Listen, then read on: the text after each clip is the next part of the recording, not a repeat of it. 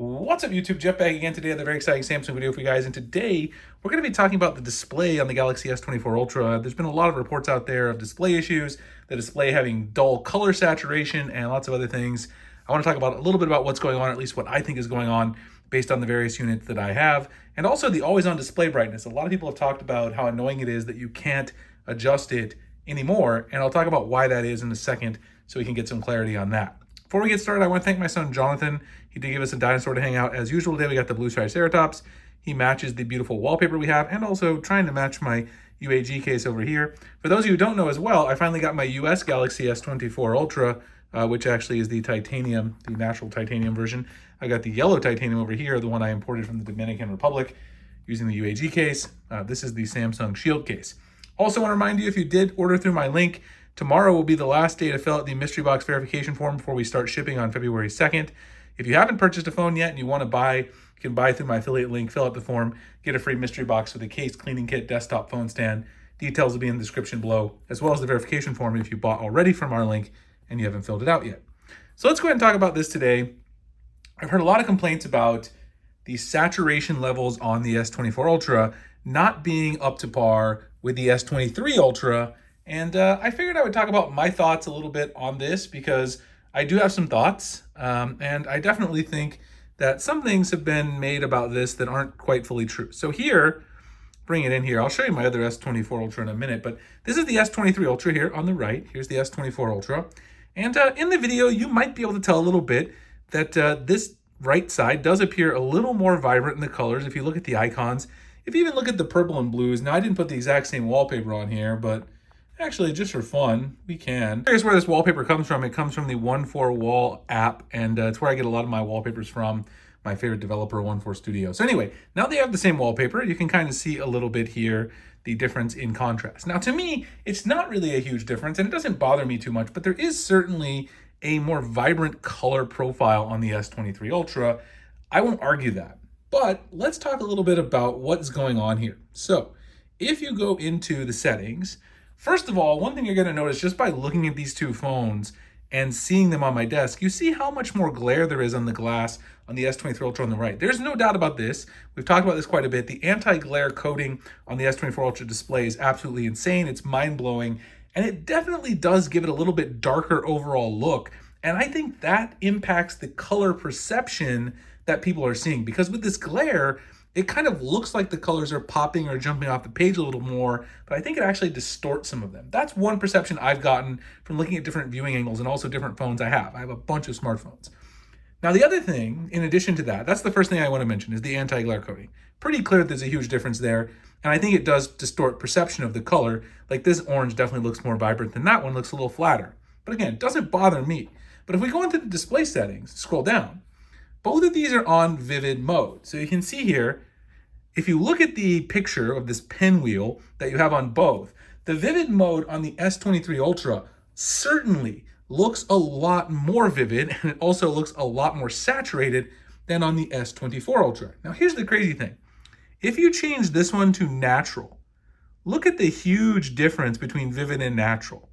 Now watch if I change this one. There's a much smaller change. I'll change both of them at the same time. Do you notice how there's not? I saw on Twitter someone claiming that there's no change on the S24 Ultra. There definitely isn't. There's definitely a small change there. If you have an S24 Ultra, try changing between them, and you can see there's definitely a change, but it's not nearly as drastic between vivid and natural as what you'll see on the S23 Ultra. Now, I think Samsung is going to push an update that will probably increase the saturation or allow you to increase the saturation.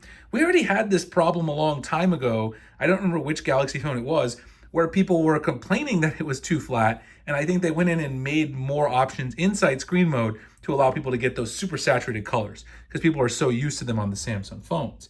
But again, I think they're more accurate. They don't really look dull to me.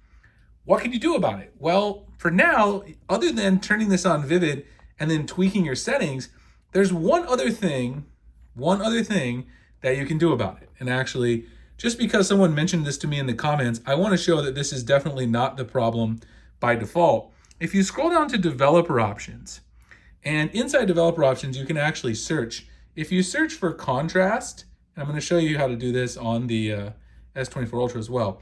If you go down here, you'll find developer options, contrast. Inside developer options, you can change contrast from standard to high.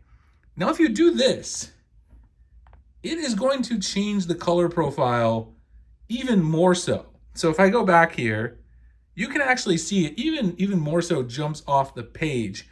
But the S24 Ultra is actually also set to standard by default, just like the S23 Ultra is.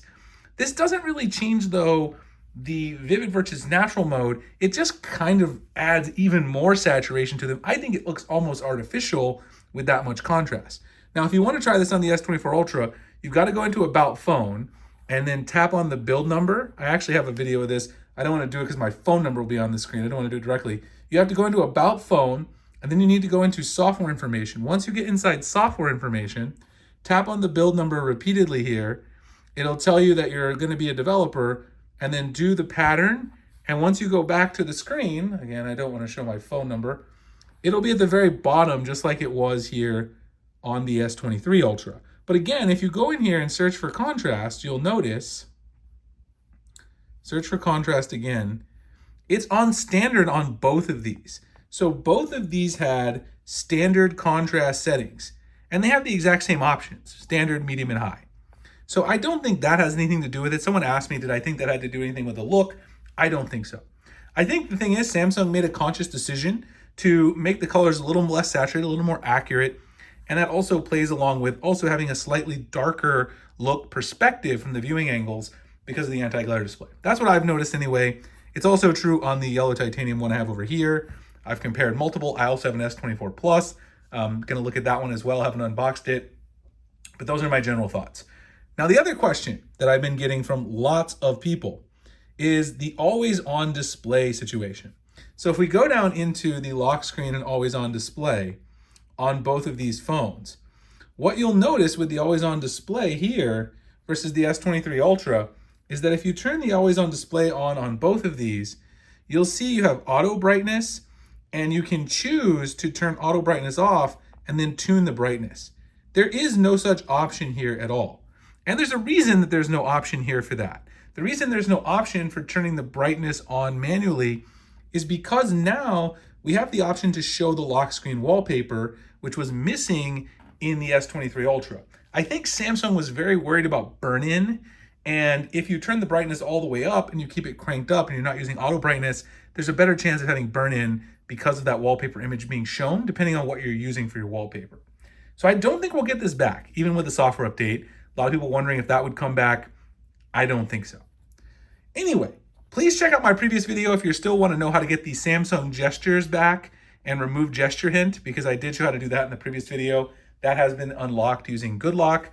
Again, if you're going to still order a Galaxy S24, or if you bought one, you need to verify your order with us to get the mystery box, check out the links below.